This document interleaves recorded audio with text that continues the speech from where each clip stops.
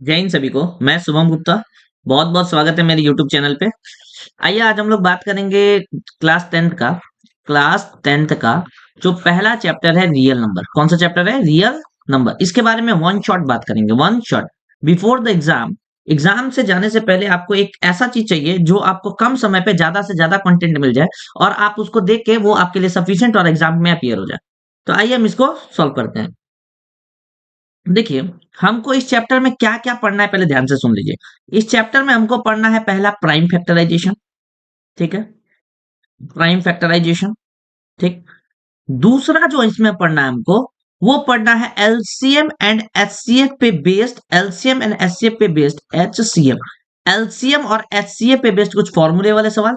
और तीसरा हमको पढ़ना है proof of irrational number. Proof of irrational number का प्रूफ करवाना है। ये तीन चीज मेन। और चौथा चीज जो मेन एक मोस्ट इंपॉर्टेंट आ जाता है वो आ जाता है। देखिए, ये भी एक मोस्ट इंपॉर्टेंट है और यहाँ पे ये भी एक मोस्ट इंपॉर्टेंट होगा। ये क्यों इंपॉर्टेंट हो जाता है? यहाँ पे आप कहा जाएगा चौथा जो चीज है वो है आपका statement based question. Statement based question ये किस पे रहेगा? तो ये स्टेटमेंट बेस्ड क्वेश्चन रहेगा आपका किस पे? एलसीएम एंड एचसीएफ पे बेस्ड। किस पे रहेगा? एलसीएम और एचसीएफ पे बेस्ड। तो टोटल चार चीज पढ़ना है इसमें आपको। पहला पढ़ना है प्राइम फैक्टराइजेशन, दूसरा पढ़ना है एलसीएम और एचसीएफ पे सवाल, तीसरा पढ़ना है प्रूफ ऑफ इरेशनल नंबर और चौथा पढ़ना है एलसीएम और एचसीएफ पे बेस्ड स्टेटमेंट बेस्ड क्वेश्चन। आइए हम इसको सॉल्व कराते हैं। देखिए, यहाँ पे देखिए, अब यहाँ पे मैं इसका क्या करता हूँ, इसका मैं नेक्स्ट पेज लेता हूँ। ये देखिए, अब ध्यान से सुनिए। यहाँ पे पहला जो कॉन्सेप्ट आता है, पहला कॉन्सेप्ट जो आएगा वो आ जाएगा प्राइम फैक्टराइजेशन। क्या आ जाएगा? Prime prime factorization. अब आइए प्राइम फैक्टराइजेशन पे हमको सवाल आपको बताते हैं। ये देखिए, प्राइम फैक्टराइजेशन पे कुछ सवाल जो आएंगे वो आएंगे कि अगर कोई नंबर 64 है, कोई नंबर 72 है, तो कहेगा इसके प्राइम फैक्टर के रूप में तोड़ के दिखाइए। तो आइए हम इसको तोड़ते हैं। ये 64 है, इसको क्या लिख सकते हैं? 2 से 3 बार में कटेगा, 2 से 2 32 बार में गया। फिर 2 से 16 बार में गया, ये 2 से 8 बार में गया, ये 2 से 4 बार में गया, 2 से 2 बार में गया, 2 से 1 बार में गया। तो कितना लिख सकता है 64 को? 2 into 2 into 2 into 2 into 2 into 2। तो कितना हो जाएगा? 2 into 2 into 2 into 2 into 2 into 2। तो कितना हो जाएगा? 2 पे पावर 6। ये 2 पे पावर 6 प्राइम नंबर। आइए हम इसको तोड़ के दिखाते हैं। ये 72 है, तो 2 बार में काटिएगा तो ये 36 बार में चला गया। ये 2 बार में काटिएगा तो 18 बार में चला गया। ये 2 बार में काटिएगा तो 9 बार में चला गया। ये 3 बार में, 3 से 3 बार में, 3 से 1 बार में। तो क्या हो गया? 2 इंटू 2 इंटू 2 इंटू 3 इंटू 3। ये कितना हो गया? 2 के पावर 3 इंटू 3 पे पावर 2। तो ये आपका प्राइम फैक्टर के रूप में टूट गया। टूट गया कि नहीं? क्या प्राइम फैक्टर के रूप में तोड़ने का मतलब कि यहाँ पे जो भी नंबर आना चाहिए वो प्राइम नंबर होना चाहिए। क्या होना चाहिए? Prime number. आइए कुछ हम क्वेश्चन आगे चलते हैं। यहाँ पे देखिए ध्यान से। जैसे एक नंबर बहुत प्यारा सा है, वो आपको याद रखना पड़ेगा। 7 गुणे 9 और 7 गुणे 11 गुणे 13। 7 इंटू 11 इंटू 13 ये एक बहुत प्यारा नंबर होता है। ये होता है पंडित जी को जो दक्षिणा दिया जाता है वो नंबर। तो पंडित जी को जो दक्षिणा दिया जाता है 1001 रुपया, ये पंडित जी पाके बहुत खुश हो जाएंगे। तो यही वो नंबर का मल्टीपल होता है जो आता है 1001। अब 1001 आपको एग्जामिनर दे दे तो आपको डायरेक्ट वो एग्जामिनर 1001 नहीं देगा। इस पे आपको जो नंबर देगा वो देगा, बोलेगा 6006। क्या देगा? 6006, 7007, 7007, बोले तो 5005, 5005।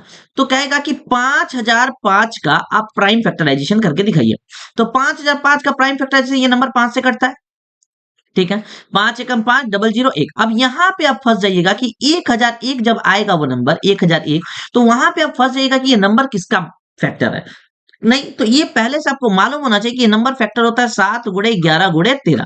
और नहीं तो आपको हम डिविजिबिलिटी रूल एक वीडियो में पढ़ा देंगे कि किस तरह से कोई नंबर चेक किया जाए कि कोई नंबर किससे कटता है। अब ये देखिए कि इसको काटिए 7 से, तो काटिएगा तो 7 एकम 7, 3 और 0, 7 चौके 28, 2 और 1, 7 तरीके 21, 143 आ गया। ये नंबर 11 से कटता है। 11 एकम 11, 11 तरीके 33 और यहाँ पे हो जाएगा ये 13, 13 एकम 13। तो ये नंबर कितना आ गया? 5 गुणे 7 गुणे 11 गुणे 13। ये आ गया कि नहीं आ गया? तो ये नंबर हो गया इसका प्राइम फैक्टर। किसका prime factor? Prime factor of 5005। Prime factor of prime 5005। समझ में आ गया?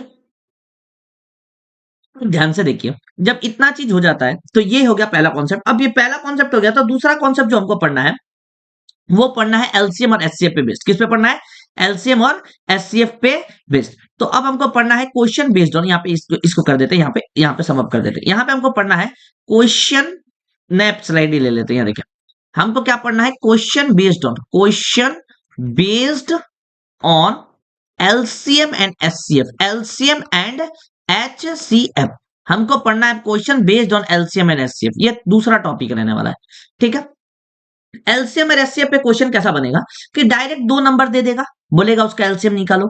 जैसे एक नंबर दे देता हूं मैं 35 और एक नंबर दे देता हूं मैं 45। ठीक है, ये एक पहला क्वेश्चन हो गया। यहाँ पे देखिए एक दूसरा क्वेश्चन मैं दे देता हूं 3 नंबर का, एक दे देता हूं 35, एक देता हूं 45 और एक देता हूं 55। कितना दे देता हूं, 55।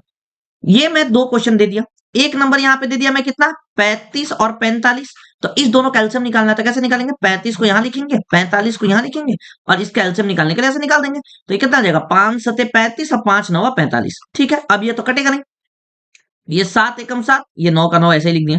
अब ये क्या होगा, 3 एकम 3 और 3 3 9 और 3 1 का 1 और 3 एकम 1। तो इसका प्राइम फैक्टराइजेशन करने में कितना आया, 5 इंटू 7 इंटू 3 इंटू 3, 5 गुड़े 7 गुड़े 3 गुड़े 3। तो ये देखिएगा, तो ये हो गया कि 5 गुड़े 7 गुड़े 3 गुड़े 3, ये हो गया कि नहीं हो गया। तो यहाँ पे इसका प्राइम फैक्टराइजेशन कितना हो गया, तो 5 गुड़े 7 गुड़े 3 गुड़े 3 प्राइम फैक्टराइजेशन हो गया इस दोनों नंबर का। इस दोनों नंबर का एलसीएम यही हो जाएगा आपका, ये दोनों नंबर का एलसीएम ऐसे ही निकलता है ऐसे। तो 5 सते 35, 35 तरीके 105, 105 तरीके 315, एलसीएम कितना आ गया, 315।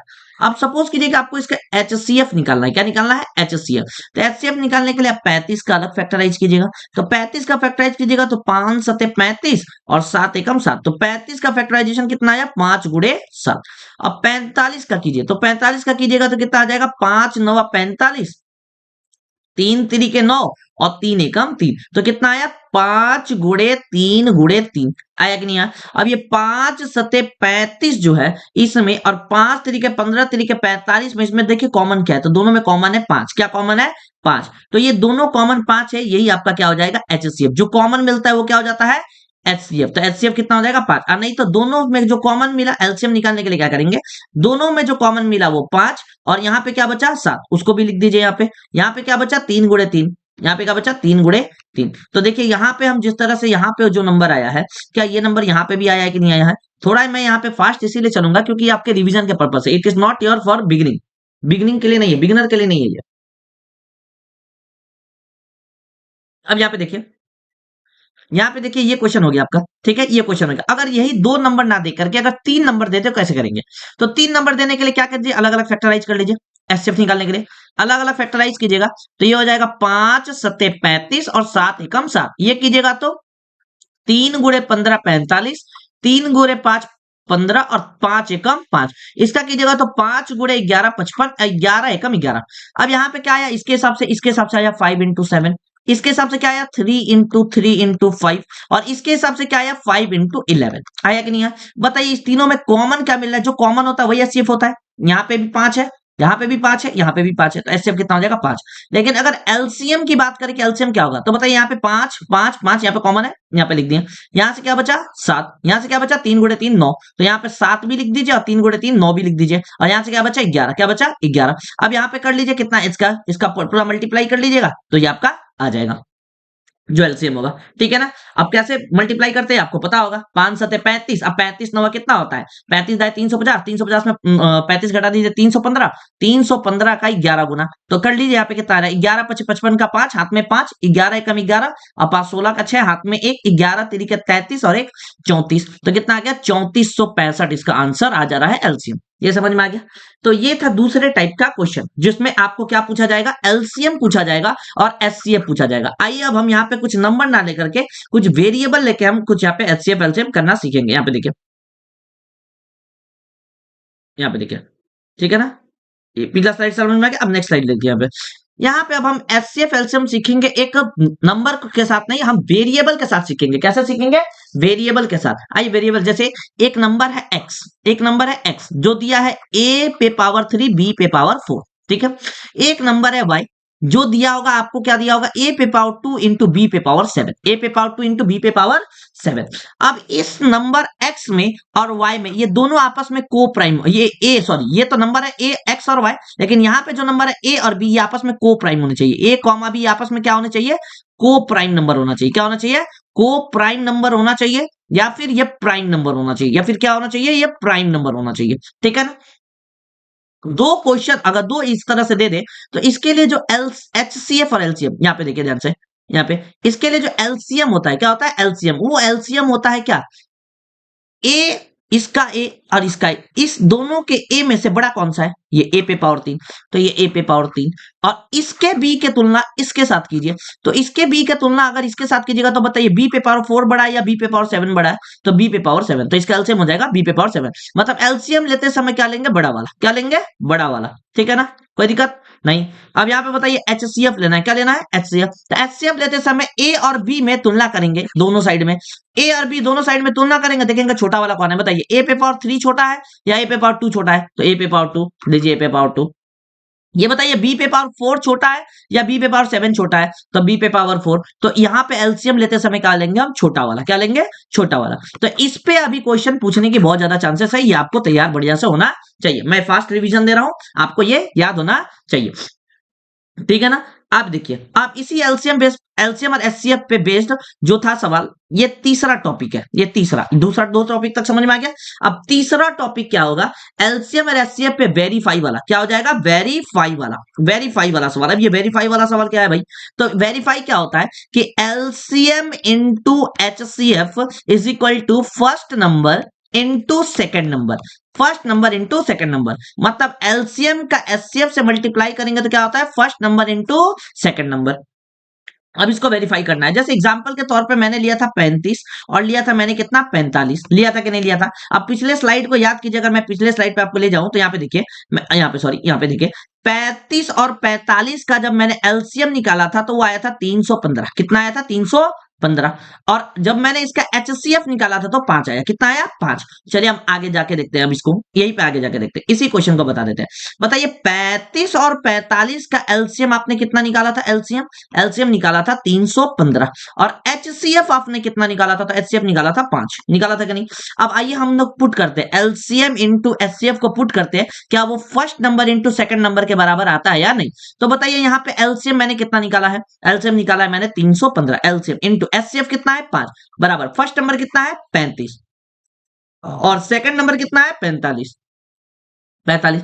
बताइए इसको मल्टीप्लाई कीजिए, 5 पचे 25 का 5 हाथ में 2, 5 एकम 5 2 7, अब 5 तरीके 15, तो 1575। अब यहाँ पे कीजिए 35, देखिए सॉरी यहाँ पे देखिए 35 गुणे 5, तो 35 चौके 140, अब और 35 175, 175 का 5 हाथ में 17, और 35 चौके 70, 35 चौके 140, 140 और 17 157, कितना आ गया, 157। तो ये बताइए ये दोनों सेम आया कि नहीं आया, आ गया, तो ये वेरीफाई हो गया कि नहीं हो गया, ये वेरीफाई। तो ये इंपॉर्टेंट सवाल है वेरीफाई करने वाला, क्या वेरीफाई, कि LCM into HCF is equal to first number into second number, ये एलसीएम इंटू एचसीएफ बराबर first number into second number. क्या ये समझ में आ गया, बढ़िया है कि नहीं है। मैं पहले ही बोल रहा हूं ये रिवीजन के पर्पज से है, तो थोड़ा सा फास्ट होगा इसमें, ठीक है ना। जब मैं पूरा बेसिक से लेकर आऊंगा तब आपको मैं पूरा धीरे धीरे बताऊंगा यहाँ पे कि किस तरह से क्या है, और उसके बाद मैं अपना खुद से एक क्वेश्चन टाइप किया हूं, वो क्वेश्चन मैं पूरा प्रैक्टिस कराऊंगा फॉर द न्यू फ्रेश जो फ्रेशर है, जो 10th वाला जो नया बैच स्टार्ट करूंगा मैं यूट्यूब पे,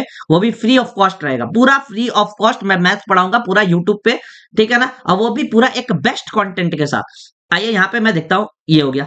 अब आइए इसको मैं आगे चलता हूँ, ये देखिए LCM into HCF into first number into second number, ये समझ में आ गया। अब आपको पता है कि वो एग्जामिनर कुछ थोड़ा सा खेल करके देता है, वो सीधा सीधी कोई भी सवाल नहीं देता है, वो सीधा सीधी नहीं देगा, वो बोलेगा कि ऐसे बोल देगा, कहेगा कि बाबू एचसीएफ ऑफ, ये बोल देगा 35 एंड 45, बोल देगा एचसीएफ ऑफ 35 एंड 45 जो है वो 5 है, ठीक है ना।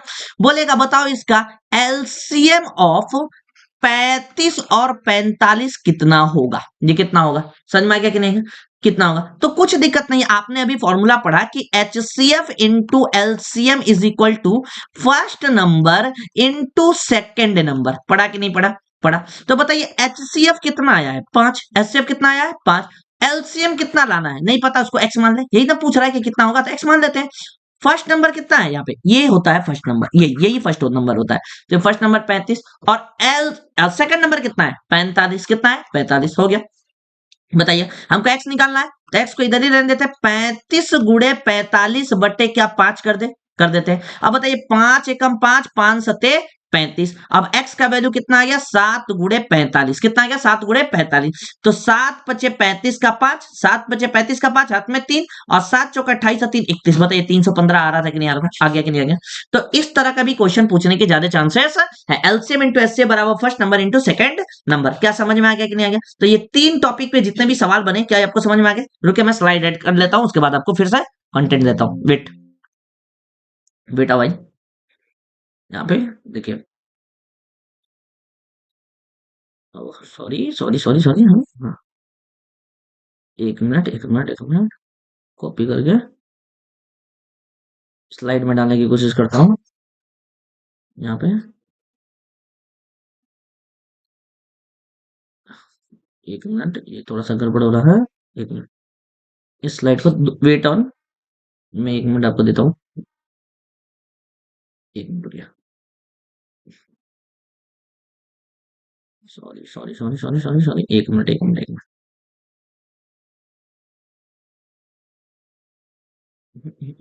हमको शुरू से स्लाइड देना ना, तीसरा चौथा पांचवा छठवा, ये लास्ट स्लाइड था ना, ये लास्ट स्लाइड।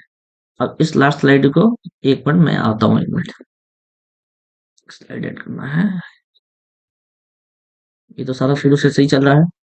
अच्छा ये दो, ये डबल रिपीट हुआ था ना, हाँ, इसको मैं लेता हूँ और इसको स्लाइड शो करके इसको, चलो अब यहाँ पे आइए, यहाँ पे एक, आपका लास्ट स्लाइड कौन सा था, ये था लास्ट स्लाइड, ठीक है ना। अब लास्ट स्लाइड पे एक मिनट, ये लास्ट स्लाइड ये था ना, हाँ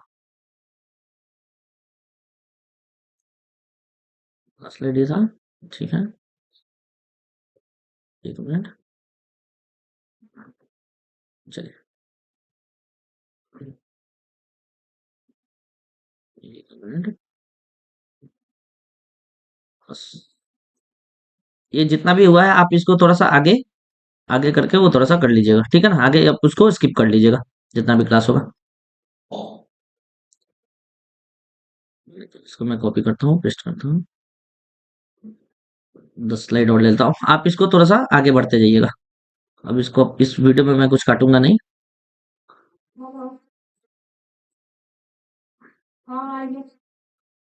इस स्लाइड में मैं कुछ भी काटने वाला नहीं हूँ, ठीक है ना।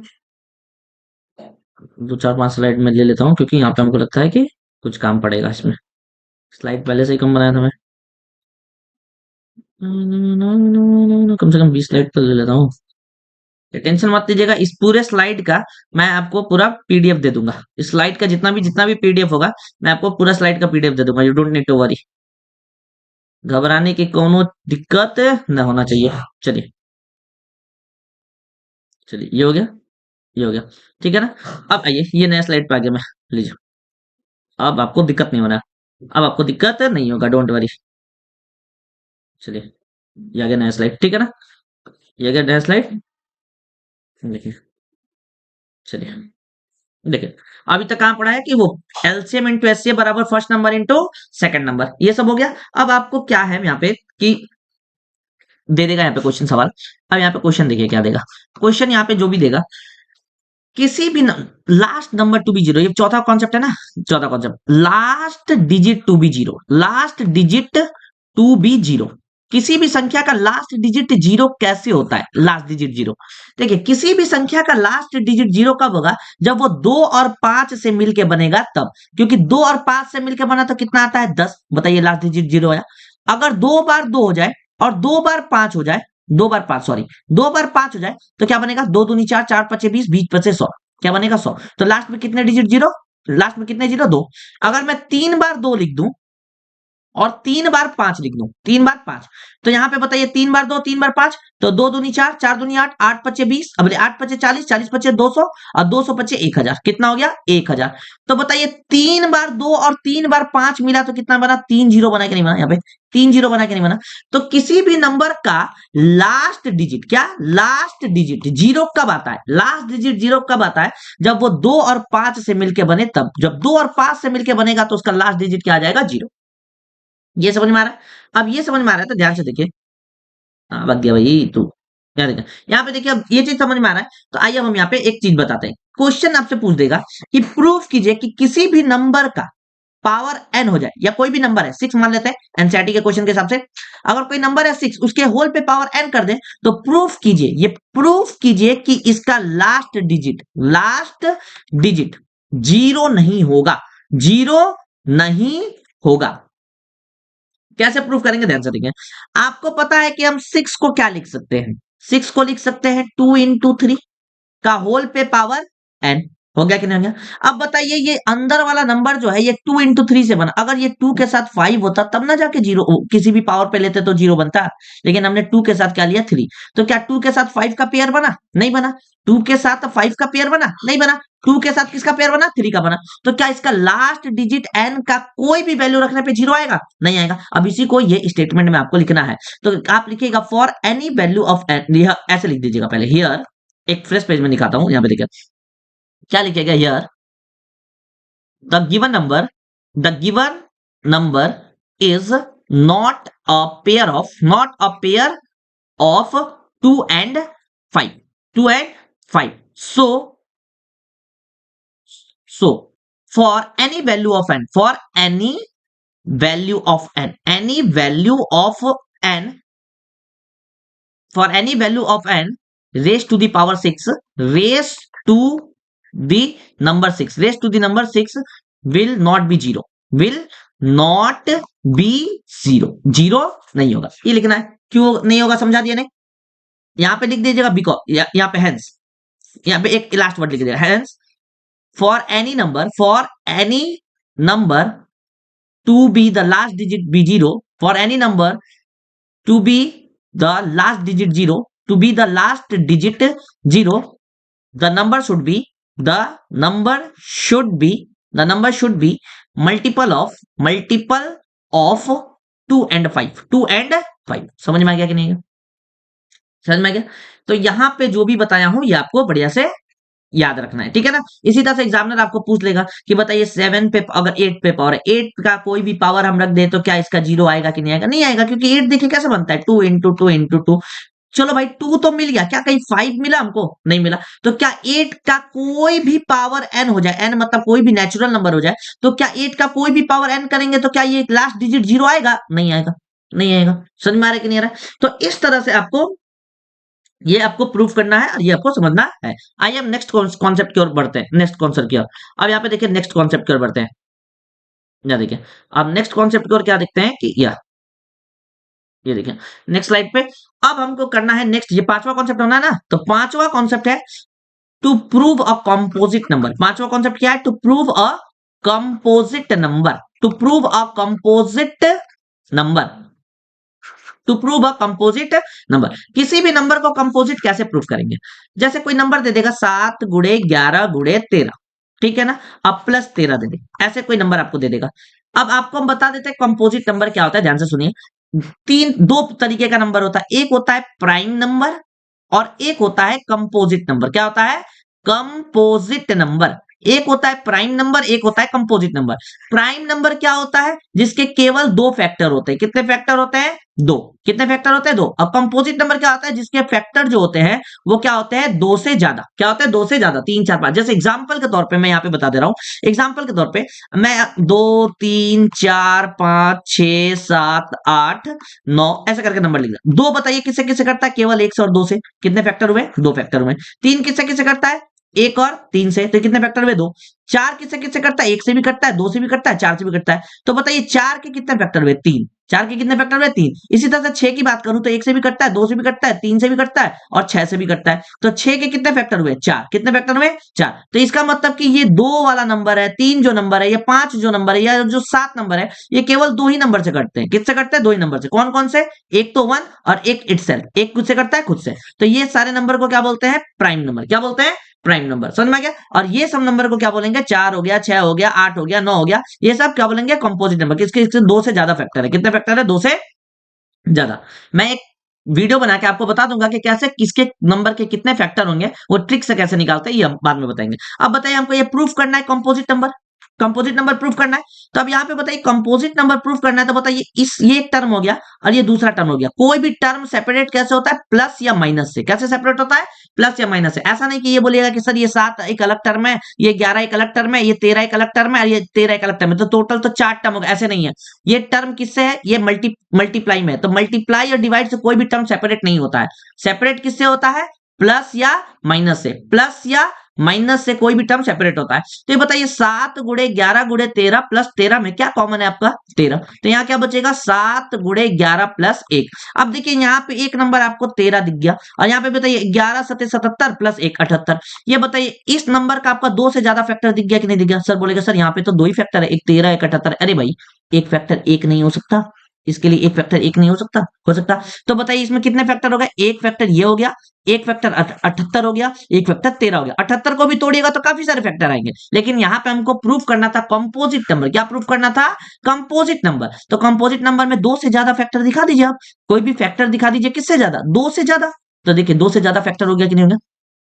तो इस तरीके का क्वेश्चन आपके एग्जामिनर पूछेगा और वो एग्जामिनर आपसे पूछेगा तो आपको सॉल्व करने आना चाहिए। सॉल्व करने आना चाहिए। तो ये 5 तरीके का कॉन्सेप्ट था जो इस पे बनता है सवाल, मैं आपको बता चुका। अब आइए कुछ कुछ क्वेश्चन है, मैं एक दो क्वेश्चन आपको बताता हूं जो थोड़ा एग्जाम के पॉइंट ऑफ व्यू से बहुत इंपॉर्टेंट रहने वाला है। देखिए अब देखिए एग्जाम के पॉइंट ऑफ व्यू से कुछ कुछ क्वेश्चन जो है वो, अच्छा इसको मैं लास्ट में जिक्र करूंगा। लास्ट में जो एक्स्ट्रा मिसलेनियस क्वेश्चन है लास्ट में जिक्र करूंगा। अभी पहले देखिए कि छठवां कॉन्सेप्ट, यहाँ पे छठवां कॉन्सेप्ट जो होता है वो होगा prove of irrational number. Prove of irrational number. Prove of irrational number.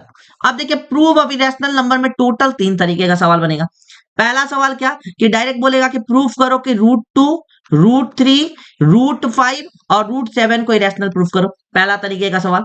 दूसरे तरीके का सवाल बोलेगा कि 1/√2 1/√3 1/√5 1/√7 को प्रूफ करो। ऐसे भी नहीं बोलेगा तो हो जाएगा, बोलेगा 2/√7 बोलो, 3/√5 बोलो, ऐसे करके। तीसरा सवाल जो बनेगा वो बोलेगा 2 + √5 को इरेशनल प्रूफ करो, 3 + 2√3 को इरेशनल प्रूफ करो, 5 + √5 को इरेशनल प्रूफ करो। तो इस तरीके का सवाल बनेगा कि इरेशनल प्रूफ करो। इस तरीके का सवाल ये। अब इस पे आपका कमांड, मैं एक एक क्वेश्चन तीनों पे बता दे रहा हूं। मैं एक इस पे क्वेश्चन बता दे रहा हूं, मैं एक इस पे क्वेश्चन बता दे रहा हूं और मैं एक इस पे क्वेश्चन बता दे रहा हूं। ठीक है ना? अब मैं तीनों पे एक एक क्वेश्चन बता दे रहा हूं, उसके बाद आप जो रिमेनिंग क्वेश्चन है उस पर आप दो दो प्रैक्टिस कर लीजिएगा। दो दो दो दो इस पे तो 2 क्वेश्चन है, ये प्रैक्टिस कर लीजिएगा, आपका इनफ हो जाएगा। अब देखिए ये क्वेश्चन लेकिन अच्छे से करके जाइएगा। हाई चांसेस है या तो √2 या तो √3 ये पूछने का ही पूछेगा। ये कंफर्म है कि या तो √2 या तो √3 या तो √5 इस तीनों में से कोई एक सवाल पूछेगा ही पूछेगा। There is the more probability of this question for asking in the board examination. अब यहाँ पे देखिए मैं तो क्या करना था, टू प्रूफ, क्वेश्चन क्या था, to proof √2 is an irrational number. क्या है? To prove √2 is an irrational number. अब देखिए मेरे भाई कि √2 को इरेशनल नंबर प्रूफ कैसे करेंगे?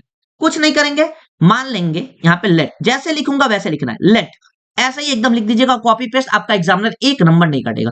तो क्या करना है, लेट हम मान लेंगे √2 B a rational number, √2 B a rational number. √2 को रैशनल नंबर मान ले।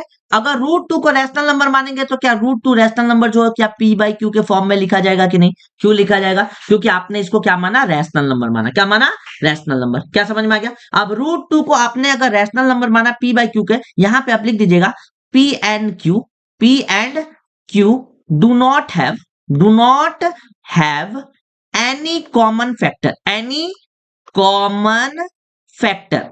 common factor other than 1, other than 1।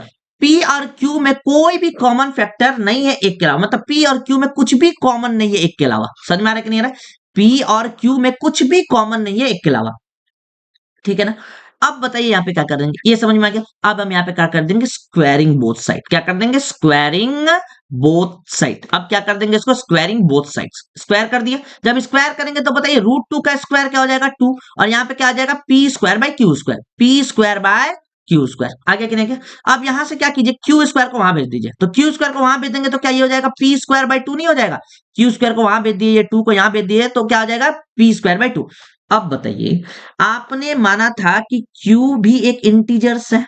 यहाँ पे इसको P and Q do not have any common factor. यहाँ पे सॉरी, यहाँ पे एक और चीज करना, P and Q are integers, P and Q are integers and do not have any common factor other than 1। बताइए P और Q को आपने माना था इंटीजर्स, और बताइए हाई P वाला संख्या जब हाई 2 से कटेगा तबे ना कोनो इंटीजर संख्या इन्हें देगा। एकरा मतलब हाई जो P है, P 2 से कटने वाला संख्या है। हाई Q स्क्वायर जो आया वो आपका आया P स्क्वायर बाय 2। अब बताइए P भी एक इंटीजर है, Q भी एक इंटीजर है, इस इंटीजर का स्क्वायर कीजिएगा तो इंटीजर ही आएगा, ये इंटीजर का स्क्वायर कीजिएगा तो इंटीजर ही आएगा। तो बताइए हाई P वाला संख्या जो था, इस 2 से जब कटेगा तबे ना यहाँ पे कोई नो इंटीजर आएगा। तो ये आ गया। तो इसका मतलब यहां से क्या कंक्लूजन मिल रहा है कि P is a factor of 2, P is a factor of 2, P is a factor of 2। अब बताइए, अगर P वाला संख्या जो है वो 2 का फैक्टर है, अगर मैं बोल दूं कोई संख्या 8, क्या बोल दूं 8, क्या 8 2 का फैक्टर है? हाँ बिल्कुल सही है, क्योंकि 8 2 गुणे 4, तो 2 का फैक्टर हुआ कि नहीं हुआ? 2 का किसी मल्टीपल टाइम्स लिखे कि नहीं? हम बोले कि 16 क्या 2 का फैक्टर है? हाँ बिल्कुल सही है, 2 का हम 16 बार लिखे कि नहीं लिखे? बिल्कुल। तो इसी तरह से P कोई संख्या है वो 2 का फैक्टर है, तो क्या हम P को 2k या 2c कुछ भी मान लें? मान लेंगे नहीं मान लें?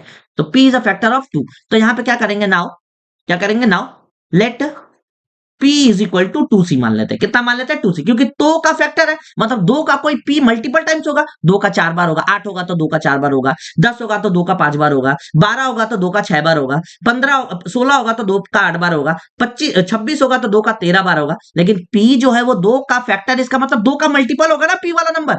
समझ में आ गया? अब यहाँ पे देखिए, अब हम यहाँ पे क्या लिखते हैं, क्यू स्क्वायर की जगह क्यू स्क्वायर।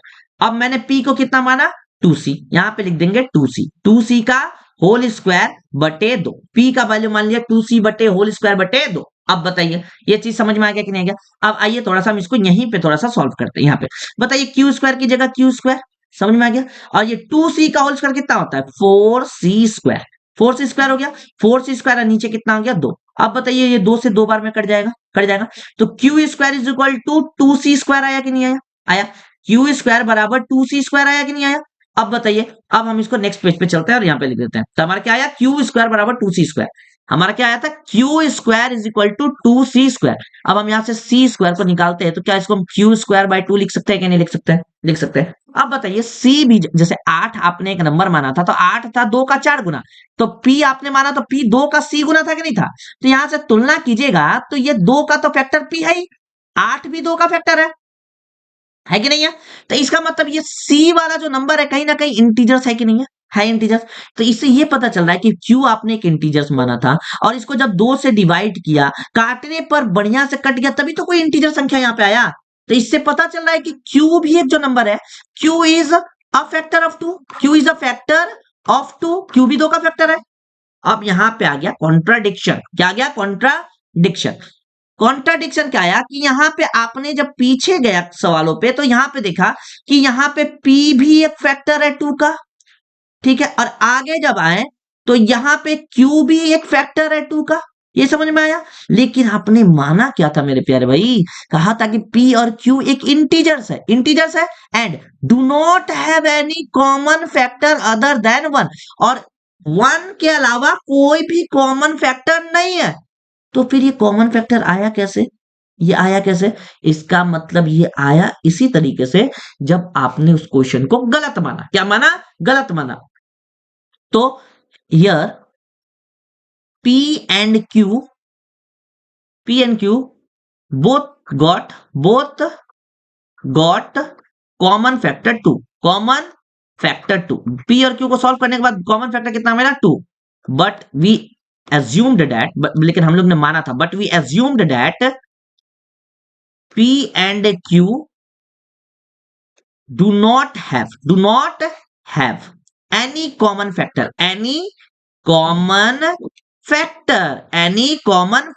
क्या अदर देन वन के अलावा कोई भी कॉमन फैक्टर नहीं है भाई। ये आया तो कॉन्ट्राडिक्शन, ये विरोधाभास, ये लड़ाई, ये क्यों आया? तो यहां पे वही कंडीशन लिखना है, दिस कॉन्ट्राडिक्शन arises, क्या हुआ? arises ड्यू टू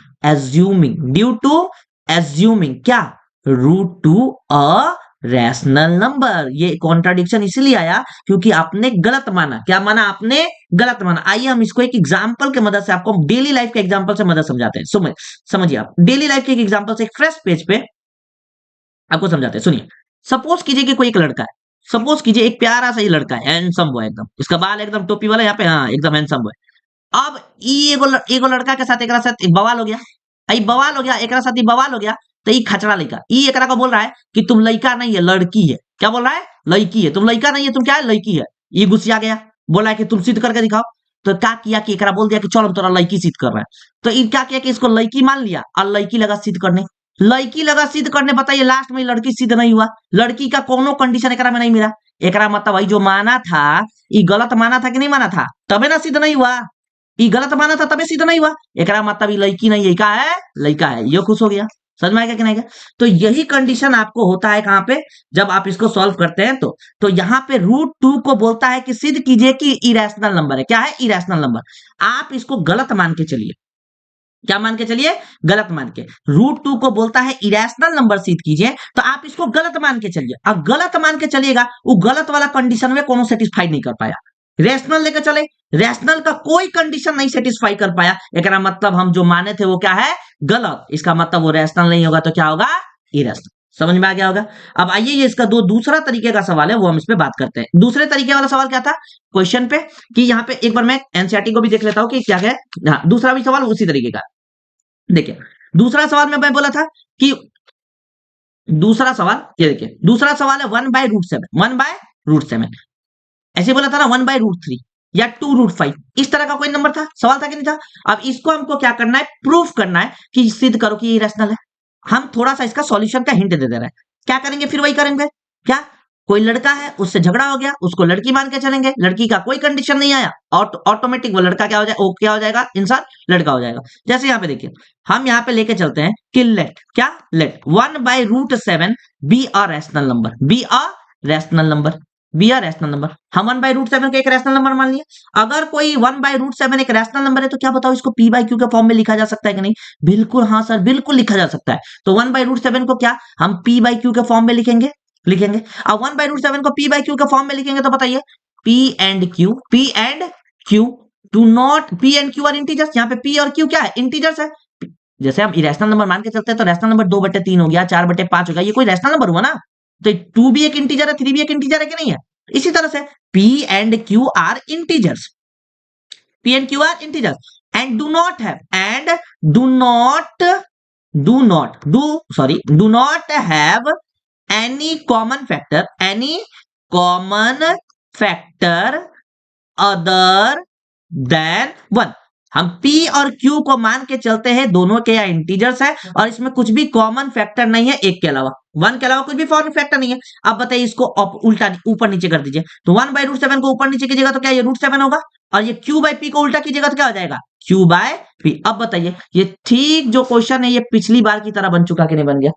ये ठीक क्वेश्चन ये पिछली बार की तरह बन चुका, बन गया कि नहीं बन गया? जो हम प्रूफ कर रहे थे कि प्रूफ कीजिए कि √2 एक रैशनल नंबर है, सेम जो प्रोसेस वहां की है वो प्रोसेस यहां लगाइएगा। जो वहां पे कर रहे थे √2 is an irrational number proof करने के लिए, जो क्वेश्चन वहां पे प्रोसेस लगाए हैं वो प्रोसेस आप यहां पे लगाइएगा। ये भी क्वेश्चन क्या हो जाएगा? सिद्ध हो जाएगा। ये भी क्वेश्चन क्या हो जाएगा? सिद्ध हो जाएगा। क्या क्वेश्चन समझ में आ गया?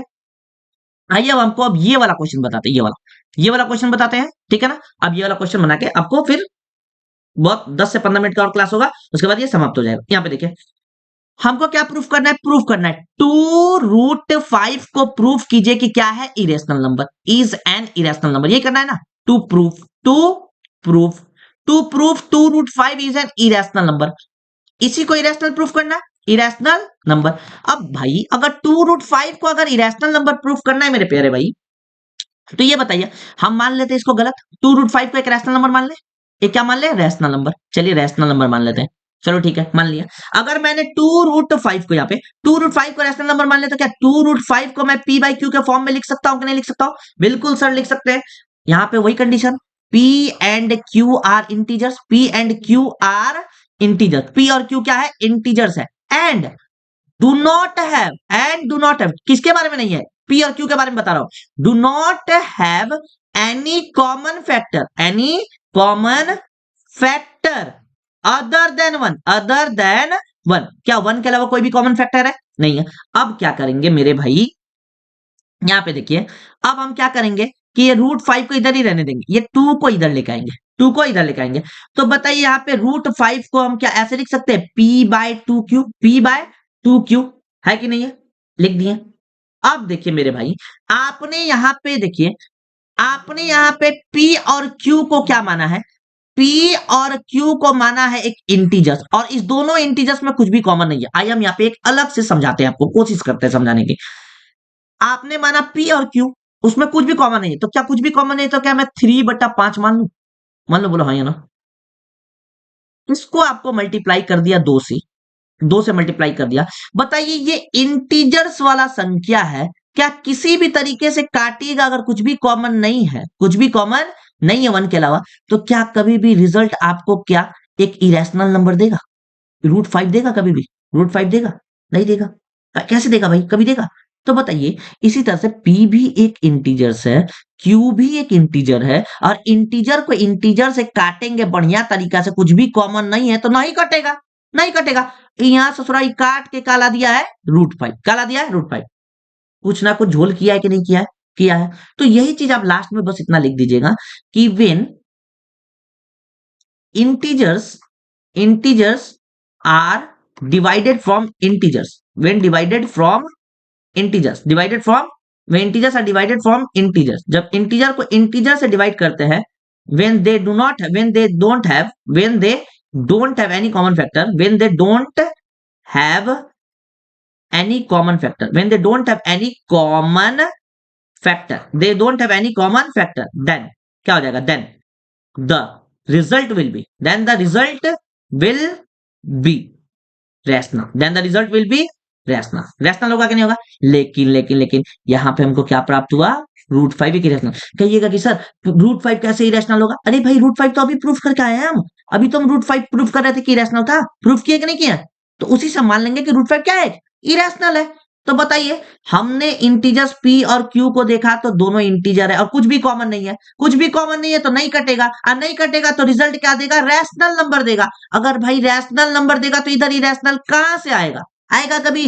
नहीं आएगा ना, नहीं आएगा ना। तो ये नहीं आएगा, तो इसी चीज को हमने यहां पे लिख दिया क्या, कि when integer are divided from integers, when they don't have any common factor, then the result will be rational, result क्या हो जाएगा, rational होगा। बोलो हाँ या ना, होगा। but here, यहाँ पे लिखोगे but यहाँ पे क्या देखने को मिला, √5, तो but here it is irrational, ये क्या है, irrational है, but here it is क्या है, irrational। तो ये irrational है, this contradiction क्यों आया? तो यहाँ पे लिखोगे this contradiction arises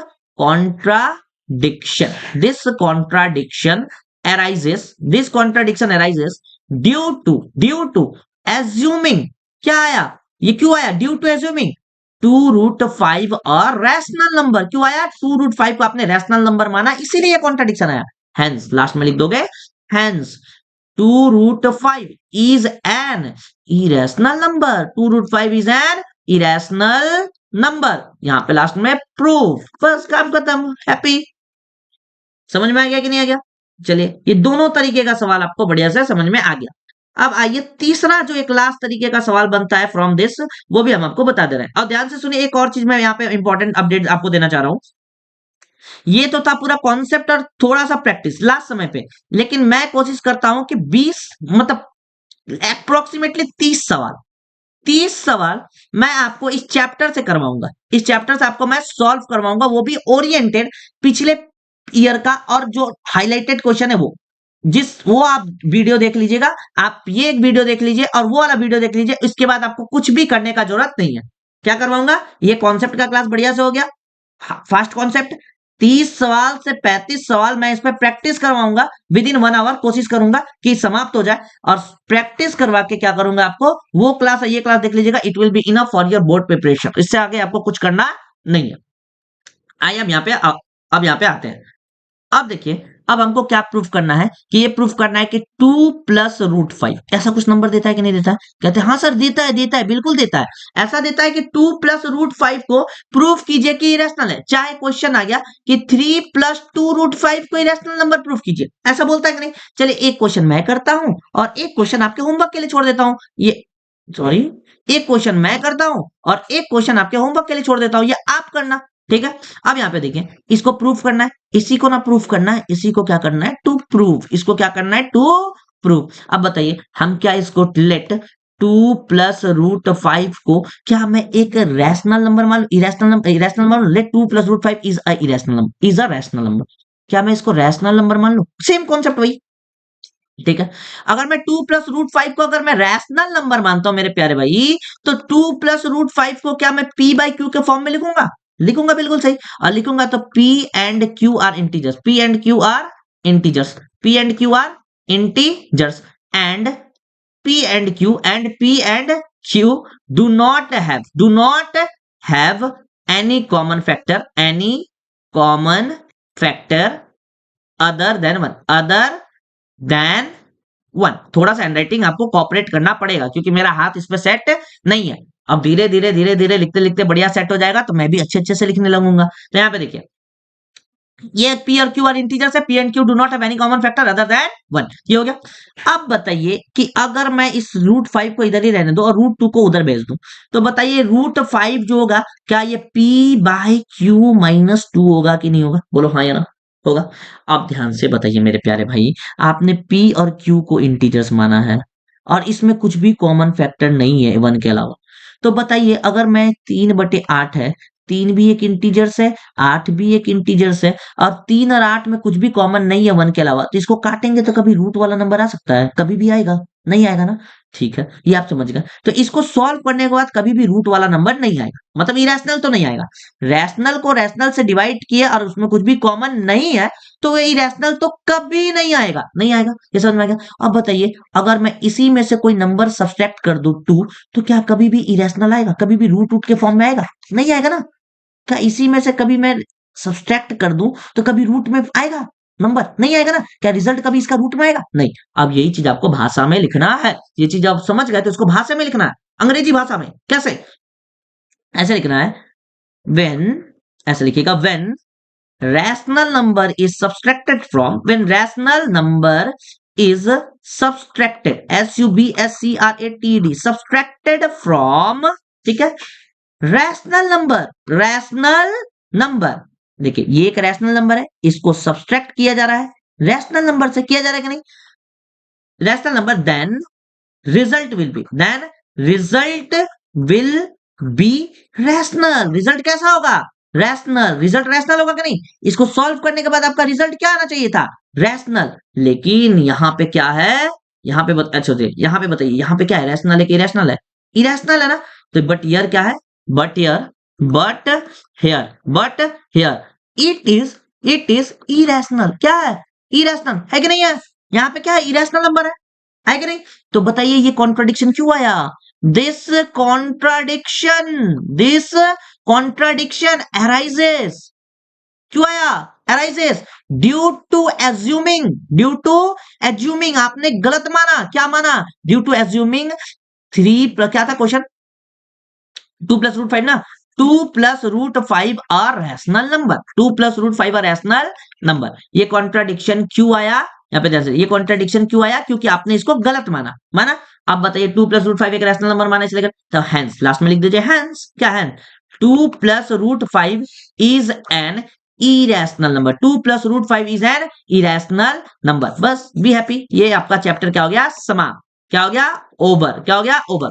जितना भी समय लगा ये पूरा 1 शॉट था, विद इन जो भी मैं कोशिश किया कम से कम समय में करने के लिए, लेकिन at the last moment of time जब आपके पास समय कम बचा हो, आपको रिवीजन करना हो फास्ट, तो आप ये लेक्चर आराम से देख लीजिए। आपको इसकी नोट्स की भी चिंता मत कीजिए, मैं इसका पीडीएफ आपको भेज दूंगा मेरे टेलीग्राम चैनल पे। अभी टेलीग्राम चैनल को मैं वो बता नहीं रहा हूं, लेकिन कुछ समय बाद मैं टेलीग्राम चैनल बना लूंगा, तब इसको वहां पे भेज दूंगा, ठीक है ना। आइए एक बार वन शॉट हम इसका पूरा लास्ट में देख लेते हैं कि क्या क्या मैंने इस पे पढ़ा।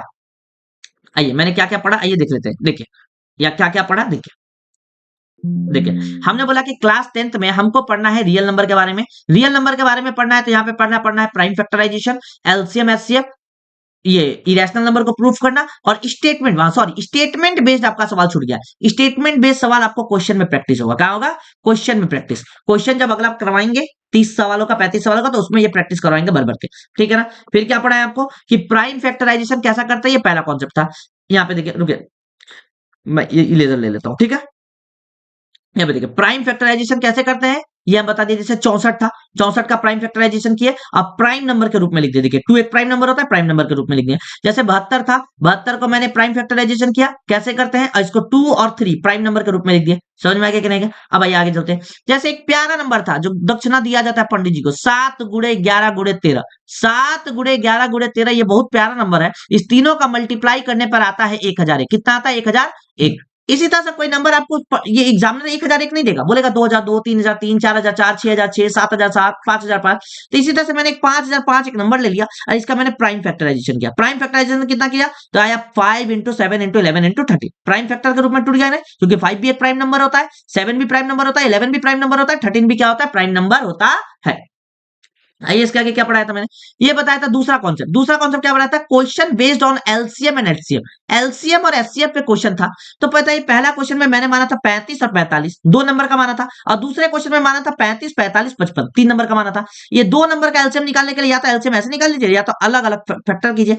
35 का यहाँ पे किए तो 5 गुणे 7 आया, और 45 का किए तो 5 गुणे 3 गुणे 3 आया। आया कि नहीं? इसका एचसीएफ क्या होता है? जो दोनों में कॉमन है। क्या कॉमन है? 5 यहाँ पे भी है, 5 यहाँ पे भी है, 5 आ गया। एलसीएम में क्या आया? 5 जो कॉमन था वो, यहां से क्या बचा? 7, उसको भी लिख दीजिए। यहां से क्या बचा? 3 गुणे 3, यहां भी लिख दीजिए। इसको कीजिएगा तो 5 7 35 थी, 105 तरीके 315। ये कितना आ रहा था? 315। देखिए हो गया। इसी तरह से ये क्वेश्चन में आपको जो भी था समझ में समझा दिया था। 35 का प्राइम फैक्टर किया, 45 का प्राइम फैक्टर किए, ये किए। उसके बाद एचसीएफ जो कॉमन आता है वो 5 तीनों में कॉमन है कि नहीं? ये 5। और एलसीएम देखिएगा तो 5 कॉमन था, 5 को लिख दिया। यहां से क्या बचा? 7, यहां से क्या बचा? 3 गुणे 3, यहां से क्या बचा? 11। किए तो 3465 आया। आइए अगले कॉन्सेप्ट की ओर चलते हैं। यहाँ पे क्वेश्चन है, बहुत इंपॉर्टेंट क्वेश्चन, ये बहुत इंपॉर्टेंट क्वेश्चन है। ये कॉन्सेप्ट जो है बहुत इंपॉर्टेंट है। कोई एक एक्स एक नंबर है, वाई एक नंबर है, बोलता है एक्स जो नंबर है वो नंबर के फॉर्म में नहीं दिया, वेरिएबल के फॉर्म में दिया। किसके फॉर्म में दिया है? वेरिएबल। तो ये दिया ए पे पावर 3, बी पे पावर 4। वाई एक नंबर है, वो नंबर के फॉर्म में नहीं दिया, क्या दिया? वेरिएबल के फॉर्म में, ए पे पावर 2 और बी पे पावर 7। ए और बी दोनों क्या है? को प्राइम नंबर है। क्या है? को प्राइम नंबर या तो प्राइम नंबर है। तो बताइए इसका एलसीएम निकालने के लिए क्या बताए थे? एलसीएम निकालने के लिए ए और बी का तुलना करते हैं। ये दोनों नंबर में ए और बी का क्या करते हैं? तुलना। दोनों नंबर में ए और बी का तुलना करते हैं, बड़ा पावर किसका है? वो हो जाता है। तो बताइए ए पे पावर 3 बड़ा है कि ए पे पावर 2 बड़ा है? ए पे पावर 3, ए पे पावर 3 लिख दिया।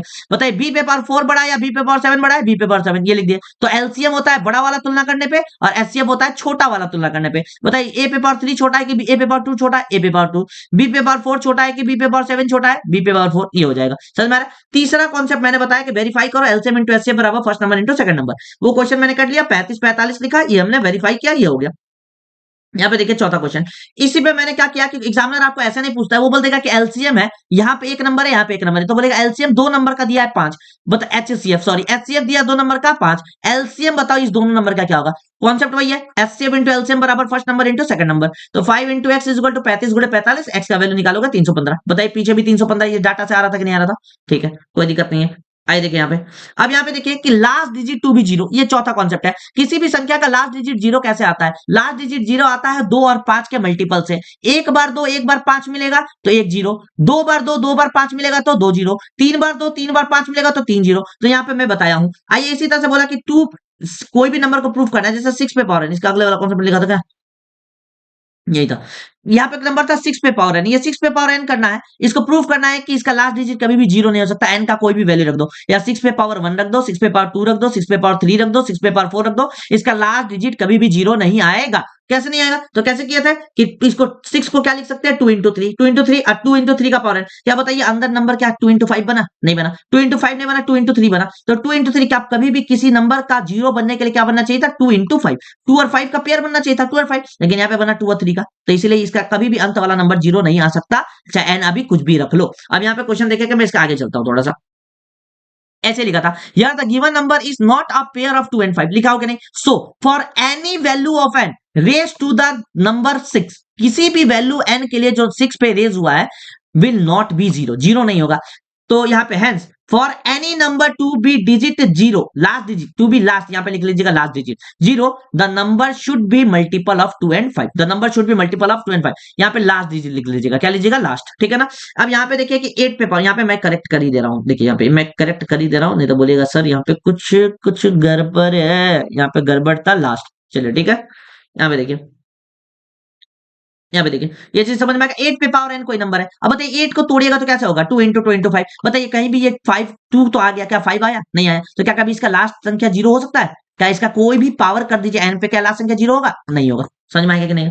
यहाँ पे क्वेश्चन देखिए, यहाँ पे ये देखिए to prove a composite number, composite number क्या होता है मैं बता चुका, प्राइम नंबर क्या होता है जिसके दो फैक्टर होते हैं, कंपोजिट नंबर जिसके दो से ज्यादा फैक्टर होते हैं। तो एक नंबर देगा 7 गुणे 11 गुणे 13, पंडित जी का दक्षिणा वाला नंबर, अब प्लस 13, तो इसमें 13 कॉमन कर ले लीजिए, तो क्या बचेगा 7 गुणे 11 प्लस 1, तो ये हो जाएगा। अब बताइए इसमें दो फैक्टर तो ये मिला 11 गुणे 13, बोलेगा सर तीसरा कहाँ है? अभी तीसरा 1 तो है कि नहीं है? तो इसमें दो से ज्यादा फैक्टर मिला, इसीलिए क्या हो जाएगा एक कंपोजिट नंबर। ये पे कॉन्सेप्ट बता दिए थे, ये कॉन्सेप्ट आप समझ लीजिए कि prime number concept composite number क्या होता है। अब छठवां ये मोस्ट इंपॉर्टेंट कॉन्सेप्ट है, इसमें एग्जामिनर आपको प्रूव करने के लिए देगा कि √2 √3 √5 √7 को प्रूव कीजिए रेशनल है, 1/√2 1/√3 1/√5 1/√7 2/√7 3/√5 प्रूव कीजिए रेशनल है, 2 + √5 3 + √2 √3 5 + √7 ये प्रूफ कीजिए रेशनल नंबर है। ये आप कर लीजिएगा। बस एक क्वेश्चन यहाँ पे मैं बता देता हूँ, क्या मैं कॉन्सेप्ट बताया कि अगर इसको थोड़ा सा एक दो बार बढ़िया से देख लीजिएगा, क्या कि इस दोनों में बवाल हो गया, ये लड़का था इस लड़के में बवाल हो गया, ये बोल रहा है कि मैं लड़का हूं, ये बोल रहा है कि नहीं तू लड़का नहीं है, तो ये लड़का नहीं है, तो ये इसको प्रूफ करने जाएगा लड़की जाके,